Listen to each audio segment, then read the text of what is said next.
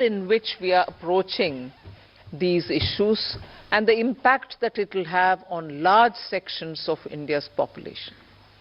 Then, of course, I gave 7 priorities, which began with talking about inclusive growth, investments in infrastructure, also reaching the last mile so that those who are still left without a house or a sanitary facility or a road which is reaching them, and so on. So the last mile, reaching the last mile for those who desperately need that kind of a link are all being covered. Then we are also looking at a very futuristic fintech financial sector for which we have brought in some specific ideas. We are looking at also improving the industrialization of this country, where people will be trained for Industrial Revolution 4.0, which means they're going to be trained for AI, IoT, using Web3 in other words. So training manpower to ready themselves for industries which are rapidly becoming industrialized in the Web3 context. Then digital economy, unleashing the digital power of India in various walks of life, setting up an artificial intelligence research center, Center for Excellence. So all these are in Part A. There's a lot of increase in the agriculture credit availability, 20 lakhs being made available for agriculture credit. Also a sub-scheme under the PM Matsya Sampada Yojana, making sure that people living in the coastal areas are going to benefit from it, fishermen are going to benefit from it. Now, if largely the Part A has looked at these, Part B has aimed at rationalizing the customs duties, also making sure personal income tax, after a very long time, has had substantial changes which will benefit the middle class. And also because this country has been waiting for direct taxation to be simplified, also waiting for direct taxation to be a lot more easy in compliance, and therefore the new taxation regime that we brought in for direct taxation 2-3 years ago has now got greater incentives, greater attraction, so that people can unhesitatingly move from the old to the new. Of course, we are not compelling anybody. Those who want to remain in old can still remain there for enough justifications that they can have. But the new one obviously is now attractive because it gives greater rebate. It also provides for a simplified and smaller slabs, lower rates of taxation, and also slabs which are nicely broken down. So with all this, I think the budget, I've not gone into specifics, but I thought as an opening remark, this much will be sufficient to say this is a budget which is beautifully balanced. Both growth considerations, because the capital investment has never before seen double-digit investment announcements. 10 lakh crore, which includes 1.3 lakh crores being given to states, is going to give a big leg up for capital investment from government. So the balancing that I'm talking about is looking at public sector investments, continuing that good tradition of capital investment in infrastructure, and also attending to MSMEs, because they are the engine of growth. We've given them relief, we have also given them new access, we have extended and widened the emergency credit liquidity guarantee scheme, also given them back their securities, 95% of it, even if they fail to deliver on contractual promises which were during the COVID pandemic. So the balancing is, one, we could sustain the capital infrastructure expenditure from the government, simultaneously in the private sector give a lot of push and impetus for the MSME, and not forgetting the individuals, the middle class individuals who needed that kind of a tax breaks and relief through taxation. So the large macroeconomic considerations have also been kept in mind, The fiscal consolidation has not been kept in the back burner. We've attended to it. We are respecting the glide path we gave ourselves 2 budgets ago. 6.4 this year fiscal deficit, and the forthcoming year for which the budget is presented now, 5.9% fiscal deficit. So broadly, I leave it at this. I suppose when you ask questions, we can answer the rest. Thank you. Thank you for coming here today.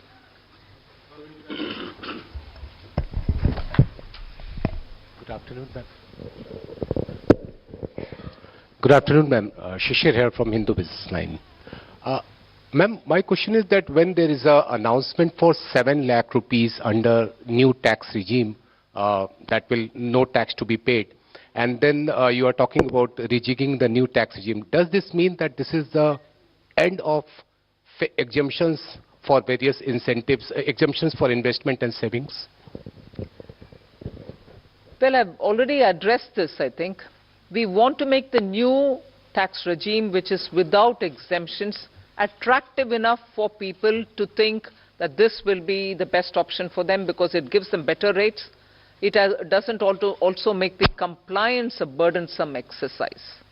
If rates are so low, you're going to benefit net by paying lesser tax.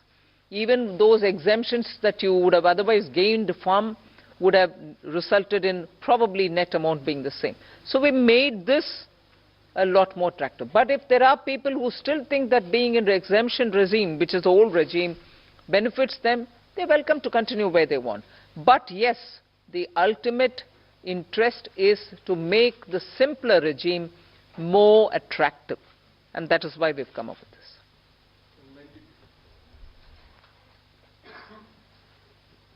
Ma'am, firstly, many congratulations on that fiscal consolidation, because I keep asking you that question. But the issue today is about people in terms of, there is a big gamble in terms of capital expenditure. When you do that, does it actually trickle down to the people? Does it create jobs? I know you've been doing this for the last 2 years. Are you sure that this will really trigger off job creation, one, to, money in the hands of the poor people? The second, of course, is about inflation, which, again, like last year, you haven't really touched about it, but you have had the letter from RBI. Your chief economic advisor yesterday says we are in uncertain times, but we hope that it will be under the check of 4 to 6%, hopefully the lower band of RBI. What is your answer to both these points?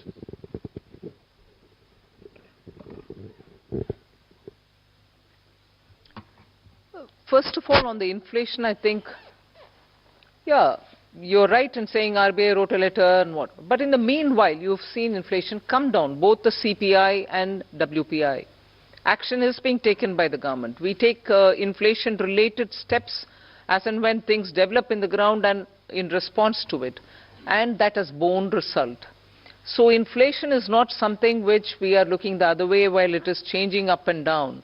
We have kept attending to it, and as a result, you find the result. On fiscal consolidation, you asked me the question, and I've already explained that we have attended to it with all earnestness, having respected the glide path we gave ourselves earlier. Jobs. Yeah. See, first of all, I find it a bit odd you may want to ask this question like this. Capital expenditure. I would have appreciated if you asked me, you said something in the BE, but you have not really exhausted what you put forth. You have not really used it in the ground. It is unfulfilled in the sense targets are not achieved. I would have been happy to answer if that were to be the case.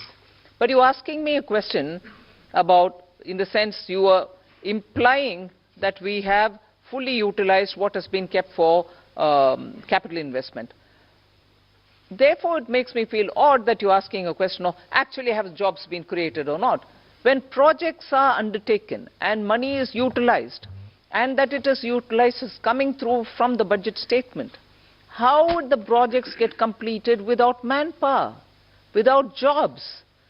Not all projects can be completed, even 1%, without human intervention. So obviously jobs are happening in the ground. So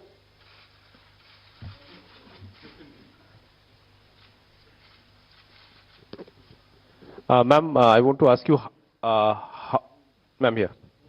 Ma'am, I want to ask you what percentage of taxpayers had moved to the new tax regime in the last assessment year?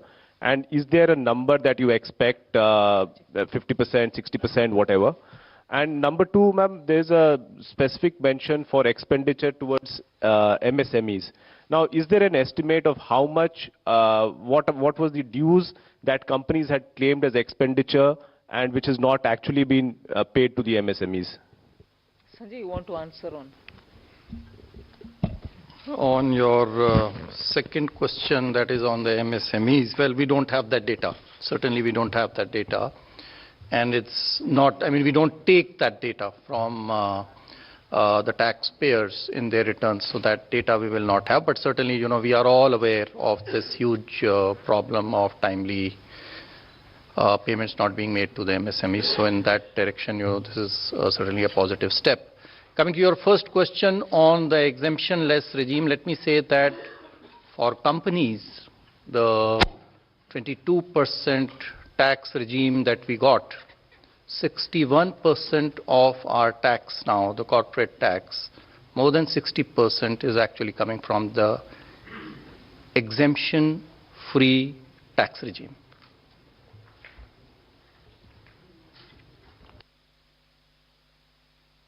Individuals' data we will not have, but we are very hopeful that this particular scheme for individual taxpayers, the PIT, I think the majority would prefer. I mean, all of you, if you all do your own calculations, I think majority here would be now wanting to shift irrespective of their incomes and the deductions and exemptions that they claim.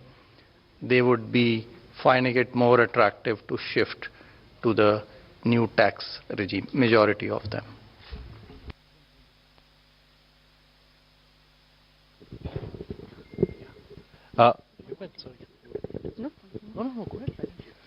Ma'am, very good afternoon.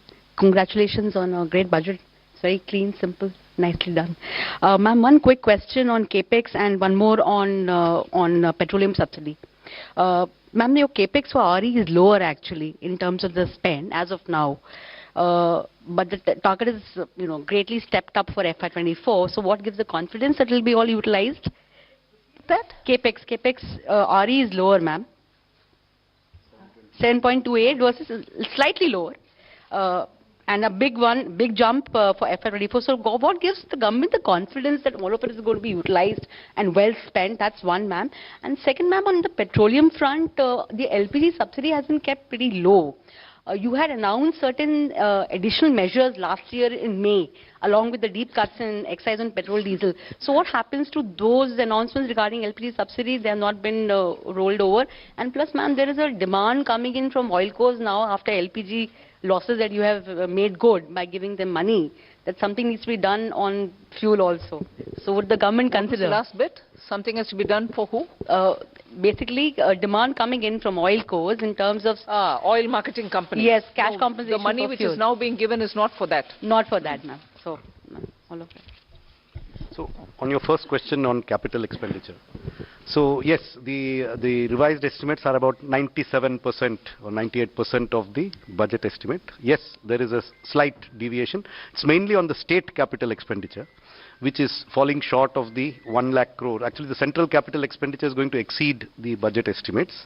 State capital expenditure is not expected to reach the 1 lakh crore figure because some portions of the state capital investment scheme have reform conditions.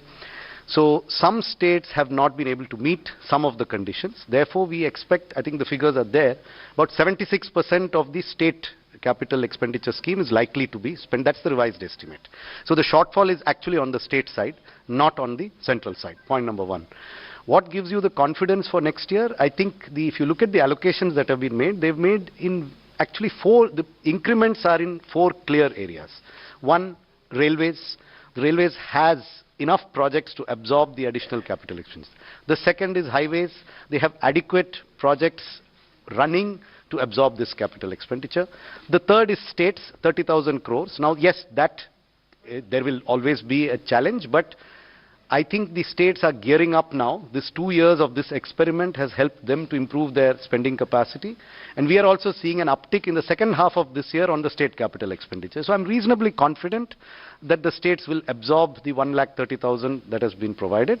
And the other big item on the central side is the petroleum capital expenditure, which is for retrofitting of refineries to meet emission standards and pollution standards, and partly for augmenting our strategic reserves.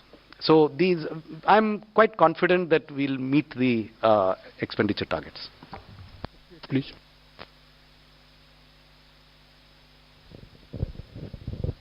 Tarun Sharma from Z Business. Ma'am जो disinvestment का जो target है वो 65,000 से 50,000 किया है और next year का 51,000 किया है. तो मैम इससे हम ये समझें कि जो दो गवर्नमेंट बैंक का जो प्राइवेटाइजेशन होना था और जो 2 इंश्योरेंस कंपनीज का जो प्राइवेटाइजेशन होना था वो अब 2024 के बाद ही संभव हो पाएगा, उससे पहले नहीं हो पाएगा, क्योंकि मैम जो टारगेट ये कर रहे हैं. दूसरा सवाल मेरा संजय सर से है.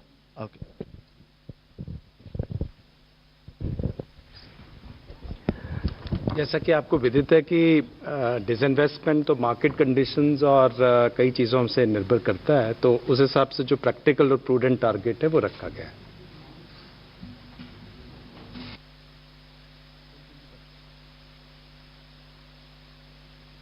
Ma'am, I am Monica from the New Indian Express. Ma'am, what was the need to lower effective tax rate for high income group at this point in time? And also tax collection at source has been increased from 5% to 20% on overseas tour package. So what is the reason behind this massive increase? See, the tour packages are generally taken by people whose effective tax rate is certainly more than 30%. So if we are charging them 20% TDS, I don't think it is high. We have, our attempt always has been to charge TDS at more or less similar rates, if not exactly the same rates. So that answers your question number 1. Question number 2 on, I think you are referring perhaps to surcharge, which has been reduced. Well, our rates, the highest tax rates in our country were amongst the highest, even more than, you know, some of the developed countries. And so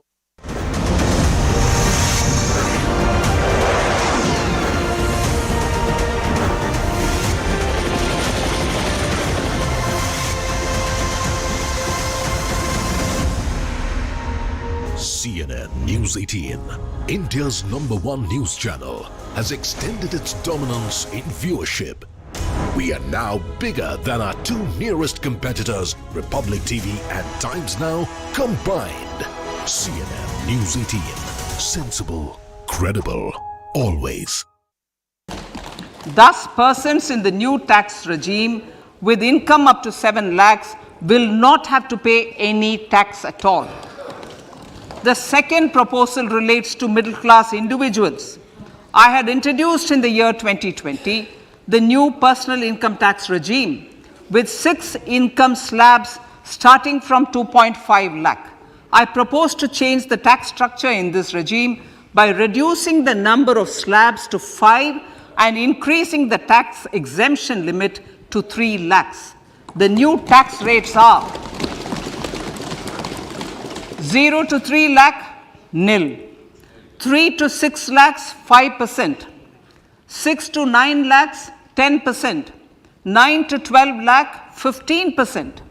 12 to 15 lakhs, 20%. And above 15 lakhs, 30%.